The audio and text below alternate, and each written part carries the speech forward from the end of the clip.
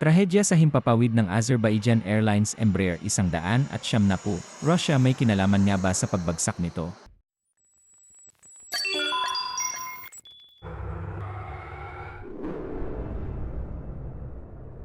Itong nakaraang ika-25 ng Disyembre 2024, isang sasakyang panghimpapawid ng Azerbaijan Airlines Embraer 170 na lumilipad bilang Azerbaijan Airlines Flight 8243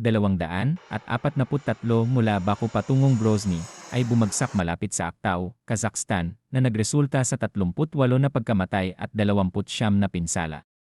Ang intelihensya ng Estados Unidos ay nagmumungkahi na ang mga panghimpapawid na pandepensa ng Russia ay maaaring nagkamali sa pagkilala sa eroplano bilang isang Ukrainian drone kaya inatake di umano na gamit ang isang misil. Iniulat ng mga nakaligtas na nakarinig ng malalakas na kalabog bago ang pag-crash na nagpapahiwatig ng posibleng may naganap na pagsabog.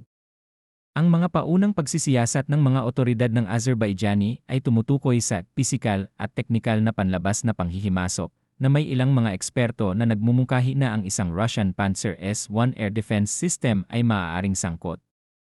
Bilang tugon sa insidente, ang Pangulo ng Russia na si Vladimir Putin ay nagpahayag ng pakikiramay kay Azerbaijani President Ilham Aliyev na tinutukoy ito bilang isang tragic incident, ngunit huminto sa pag-amin ng responsibilidad. Idineklara ng Azerbaijan ang isang araw ng pambansang pagluluksa at sinuspinde ng Azerbaijan Airlines ang mga flight sa ilang lungsod sa Russia habang naghihintay ng karagdagang investigasyon. Ang kaganapang ito ay nagkaroon ng pagkakatulad sa mga nakaraang insidente kung saan ang mga sibilyan na sasakyang panghimpapawid ay pinabagsak malapit sa mga conflict zone, lalo na noong ika-17 ng Hulyo 2014 na downing ng Malaysia Airlines Flight 17.